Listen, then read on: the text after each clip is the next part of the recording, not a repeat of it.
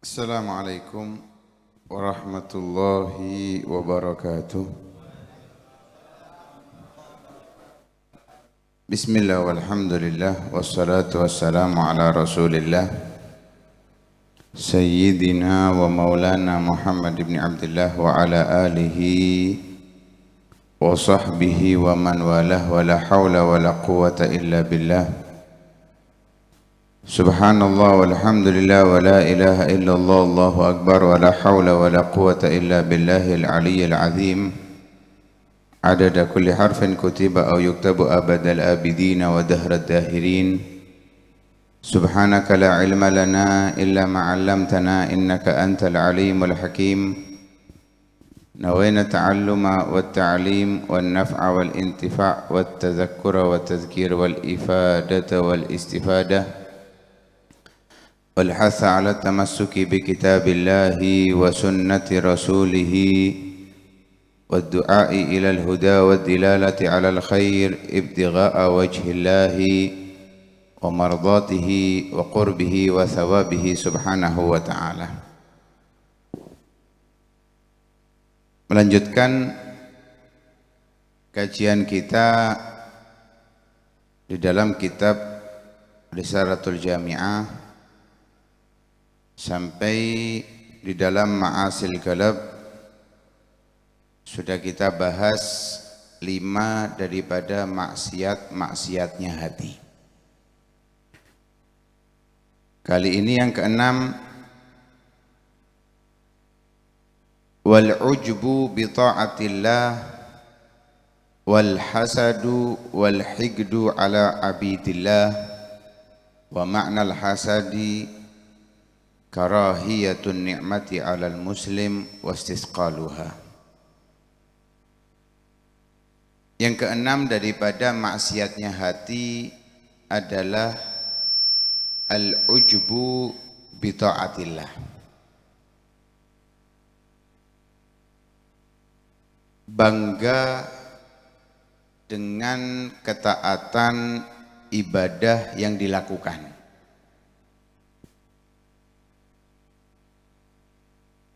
Seorang mukmin itu harus memiliki perasaan antara khauf dan raja, antara rasa takut kepada Allah Subhanahu wa taala dan berharap kepada Allah Subhanahu wa taala dalam segala hal. Dalam berbagai macam bentuk ibadah yang dilakukan, selalu beriringan antara khauf, rasa takut kepada Allah, dan raja, berharap kepada Allah Subhanahu wa taala. Jelas ketika kita melakukan ketaatan, kita pasti ingin dapat nilai di sisi Allah, ingin dapat pahala, ingin dapat surga. Pasti seperti itu. Tapi juga kita harus punya perasaan khawatir amal yang kita lakukan tidak diterima oleh Allah, ditolak oleh Allah Subhanahu wa taala.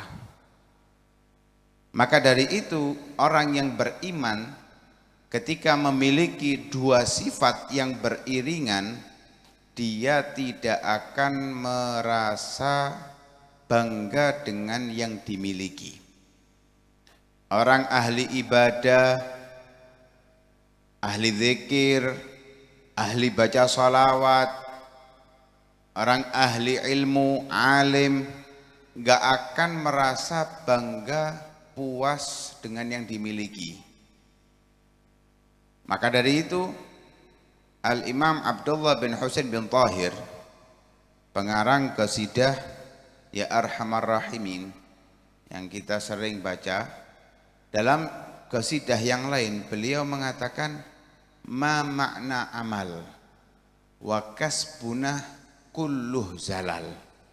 Kita aku ini enggak punya amal apa-apa. Ya Rabb, ya Allah, aku enggak punya amal apa-apa. Semua yang aku lakukan ini penuh dengan kekurangan dan kesalahan. Padahal sholawatnya tidak kurang daripada 25.000 kali dalam sehari. Bukan dalam sebulan ya, dalam sehari tidak kurang dari 25.000 kali sholawat. 25.000 kali membaca la ilaha illallah. Belum Al-Qur'annya. Belum belajar dan mengajarnya. Sampai pada satu titik beliau itu pernah sebelum masuk bulan Ramadan mendudukkan putra-putrinya. Diajak ngobrol. Ditanya, apa planning selama Ramadan? Berapa kali khatam yang akan dilakukan? Apa ketaatan yang akan ditambah di bulan Ramadan dari sebelumnya? Anaknya satu mengatakan, ya wahai ayah, saya nambah amal ini, yang ini nambah ini, yang ini nambah ini. Semua selesai nambah, beliau menangis. Menangis ngomong, andai waktu bisa dijual, niscaya aku akan membelinya untuk bisa menambah amal. Kenapa? Karena sudah 24 jam dalam sehari full ibadah kepada Allah Subhanahu wa taala. Lu gak turun tidur. Tapi jangan samakan tidurnya mereka seperti kita.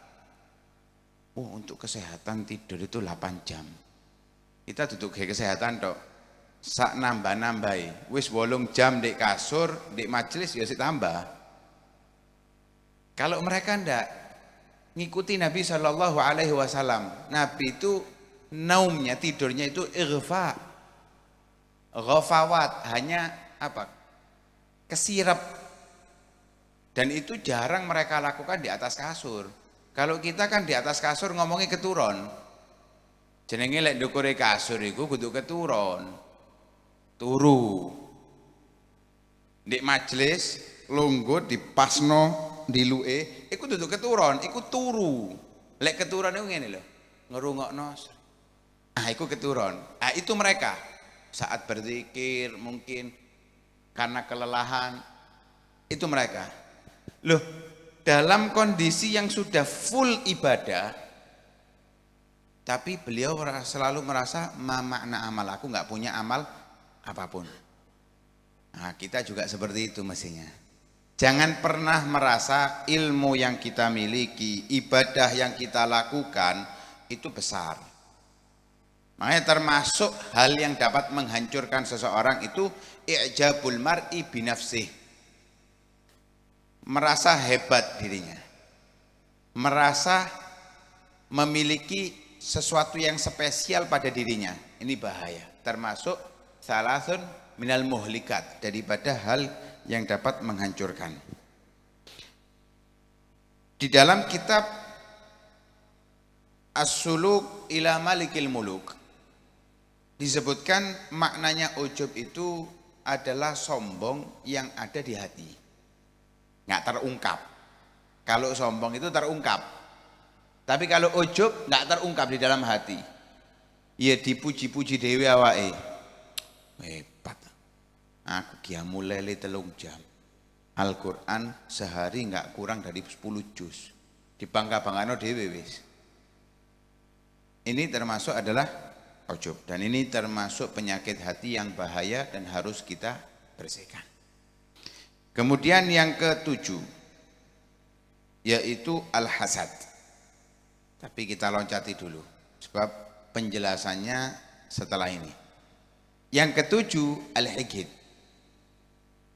ala abidillah, dengki dan benci terhadap hamba Allah.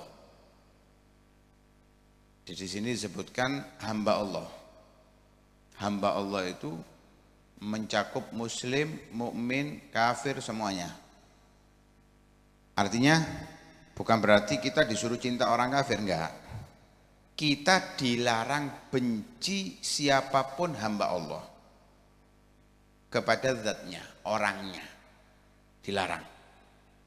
Hatta sekalipun orang Yahudi, orang Israel, kalau benci orangnya nggak boleh. Tapi benci sifatnya itu dipertimbangkan. Kalau karena Allah bagus.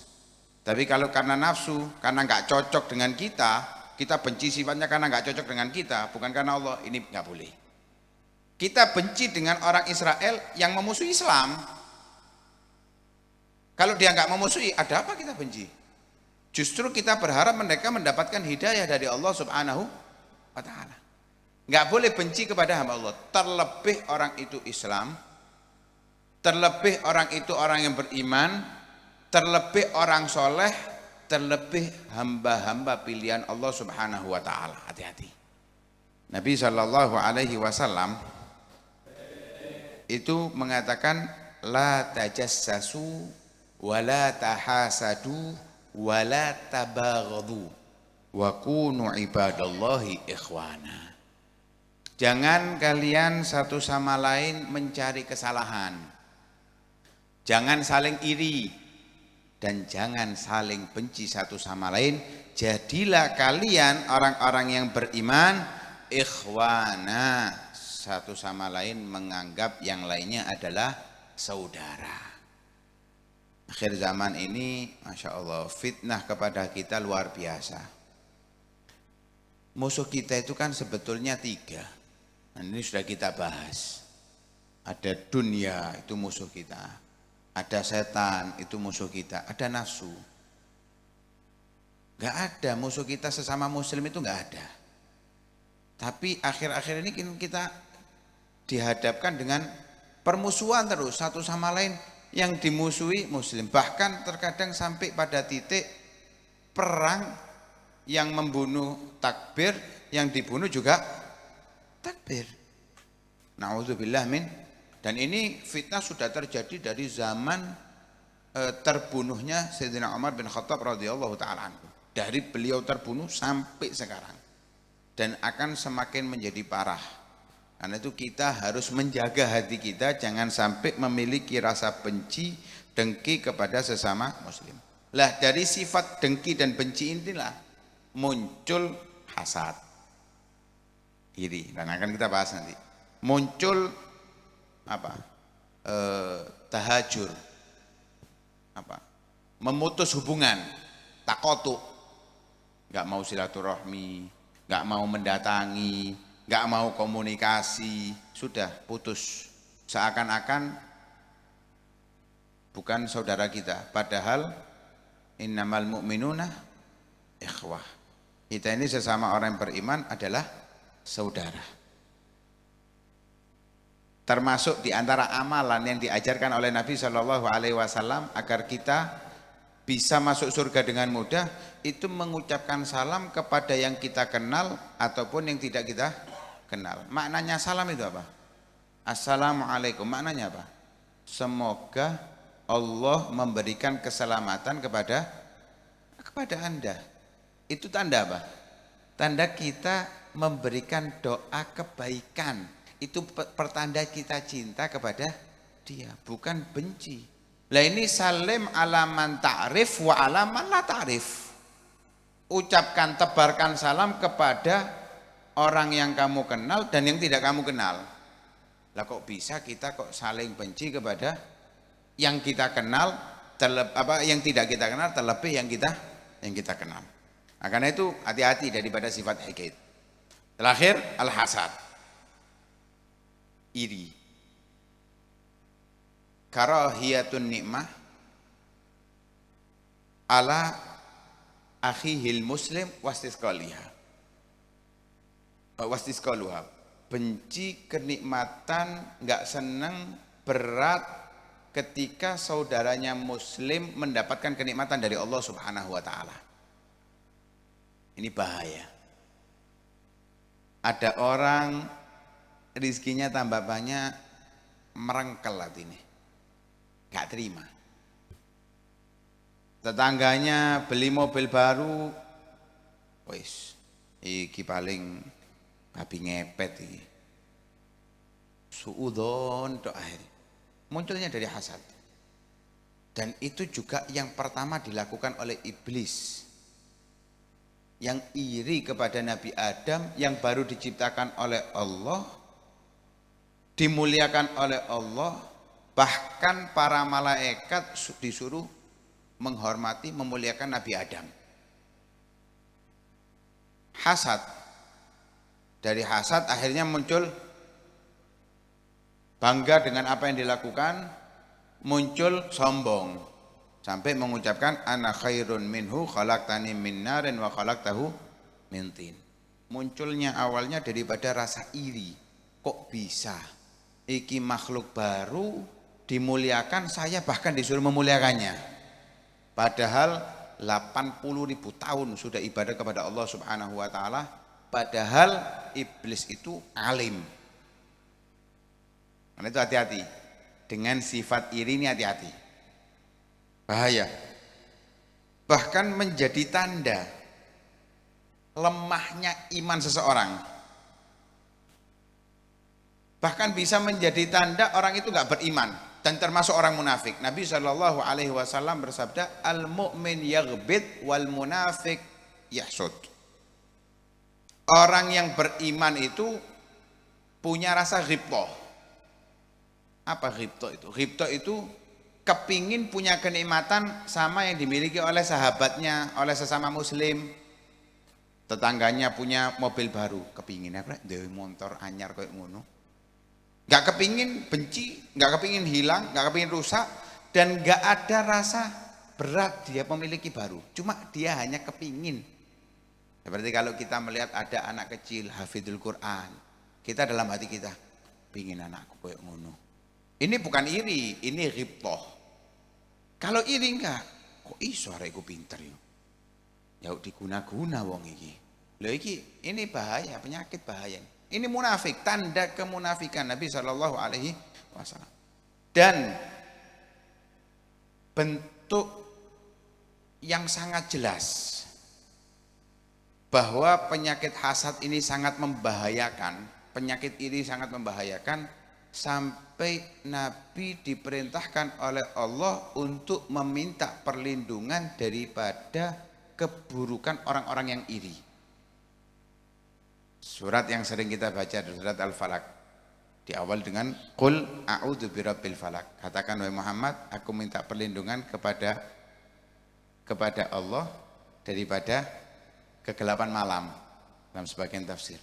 Di terakhir itu wa min syarri hasidin idza hasad. Dan dari keburukan orang yang hasud ketika dia hasud. Hati-hati. Nabi Muhammad Shallallahu Alaihi Wasallam pasti dijaga oleh Allah, tapi diperintahkan oleh Allah, mintalah perlindungan daripada ini. Katakan, mintalah perlindungan, cepat, bahaya ini. Apalagi kita. Ya mudah-mudahan kita masih dicintai oleh Allah, tapi tentunya nggak sama dengan Nabi Shallallahu Alaihi Wasallam. Penjagaan Allah kepada para nabi yang lain aja nggak seperti Nabi Muhammad. Apalagi kita yang masih banyak lupa, banyak maksiat kepada Allah Subhanahu wa taala. Ini bukan berarti kita bingung untuk minta perlindungan dari orang yang hasudnya. Kita juga harus minta perlindungan dari Allah dari sifat hasad. Sehingga kalau kita punya rasa iri kepada orang lain, kok kita punya, tetangga kita punya sesuatu yang baru kok kita iri, gak seneng, berat hati kita, jangan diungkapkan, justru dilawan, doakan tambah banyak rezekinya orang itu. Hilang akan sifat hasad daripada hati kita. Kita doakan semoga Allah tambah rezekinya. Jadi kita lawan nafsu kita, jangan dituruti. Lek dituruti ya tambah besar rasa iri, dan orang yang iri ini hidupnya nggak akan nyaman, sempit, susah. Kenapa? Setiap kelihatan orang dapat nikmat, tambah greget. Lah, tambah pikiran, gak iso turu. Sumbernya penyakit, mari ngono opname, apa darah tinggi, ya, kolesterol munda. Gara-gara ini mikir terus ono wong itu ngene tambah, dan Allah akan semakin menghancurkan orang yang seperti itu. Makanya harus kita buang. Harus kita hindari sifat iri yang ada di dalam hati kita, harus kita matikan. agar kita terbebas daripada sifat-sifat orang-orang munafik. Nah, mudah-mudahan Allah Subhanahu wa taala memberikan kepada kita taufik dan hidayahnya sehingga dibebaskan daripada sifat iri. Semoga Allah Subhanahu wa taala menjadikan hati kita penuh dengan rahmat kepada hamba-hamba Allah Subhanahu wa taala, mencinta kepada hamba-hamba Allah Subhanahu wa taala. Amin ya rabbal alamin. Sallallahu ala sayyidina Muhammadin wa ala alihi wasallam walhamdulillahi rabbil alamin. Fadhal